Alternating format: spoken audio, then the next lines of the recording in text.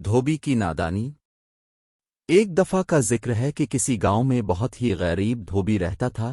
کپڑوں کی دھلائی کے ساتھ ساتھ اس کو آسمان کو قریب سے دیکھنے کا بہت شوق تھے۔ ایک دفعہ کا ذکر ہے کہ کسی گاؤں میں بہت ہی غریب دھوبی رہتا تھا۔ کپڑوں کی دھلائی کے ساتھ ساتھ اس کو آسمان کو قریب سے دیکھنے کا بہت شوق تھا۔ وہ اور اس کی بیوی روز دھوبی گھاٹ پر کپڑے دھونے جاتے تھے۔ ایک روز جب اس کی بیوی کپڑوں کو سوکھا رہی تھی، اس کی نظر آسمان پر پڑی اور کیا دیکھتی ہے کہ آسمان سے ایک ہاتھی اڑتا ہوا زمین پر اتر رہا ہے، اور جیسے ہی وہ زمین پر اترا وہ غائب ہو گیا۔ 2-3 روز تک وہ یوں ہی ہاتھی کو زمین پر اترتا دیکھتی رہی۔ ایک رات اس نے یہ سارا ماجرا دھوبی کو بتایا۔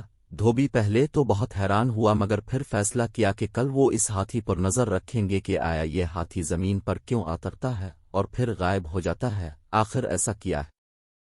اگلے دن دونوں شدت سے اس کا انتظار کرنے لگے، آسمان پر بار بار نظر دوڑانے لگے۔ آخر انتظار کا وقت ختم ہوا اور ان کو آسمان سے ہاتھی زمین پر اترتا نظر آ ہی گیا۔ دونوں اس کے پیچھے چل پڑے۔ ہاتھی گنے کے کھیتوں میں گھس گیا اور خوب پیٹ بھر کر گنے کھانے لگا۔ ہاتھی کا پیٹ بھر الفور الفاڑنے کی تیاری کرنے لگا۔ جیسے ہی اس نے الفاڑن بھری، دونوں میاں بیوی نے بھی ہاتھی کی دم پکڑ لی اور ہاتھی کے ساتھ الفاڑنے لگے۔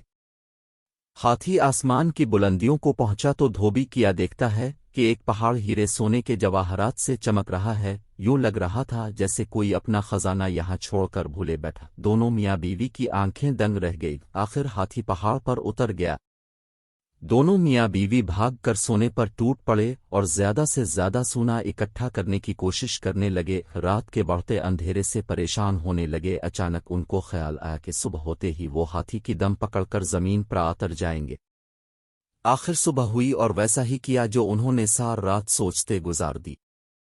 خیر زمین پر اترے اور اپنے گھر کی طرف رواں دواں ہو گئے۔ ایک غریب دھوبی جو دن بعدن امیر ہوتا جا رہا تھا، اس کو دیکھ کر سارا گاؤں حیران و پریشان ہو گیا کہ اچانک ایسا کیا ہوا کہ دھوبی اتنا امیر ہو گیا ہے۔ گاؤں کے لوگ دھوبی کے پاس آئے اور اس کے یوں اچانک امیر ہونے کا راز پوچھنے لگے۔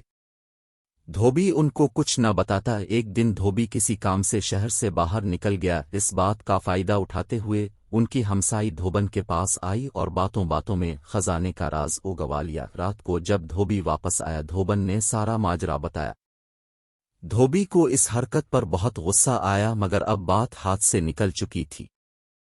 صبح سارا گاؤں دھوبی سے مدد مانگنے آ گیا کہ وہ ان کے ساتھ کھیتوں میں چلے اور ہاتھی کے ساتھ خزانے تک پہنچانے میں ان کی مدد کرے۔ یہ سب سننے کے بعد دھوبی کے دل میں لالچ پیدا ہو گئی کہ وہ ان کے ساتھ جا کے اور خزانہ اکٹھا کر کے لائے گا۔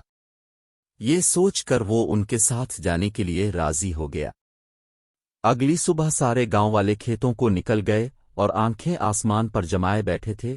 ہاتھی زمین پر اترا اور گنے کھانے لگا۔ سب گاؤں والے اس طاق میں بیٹھے تھے کہ جیسے ہاتھی گنے کھا کے فارغ ہوگا وہ سب اس کی دم پکڑ کر اس خزانے تک پہنچ جائیں گے۔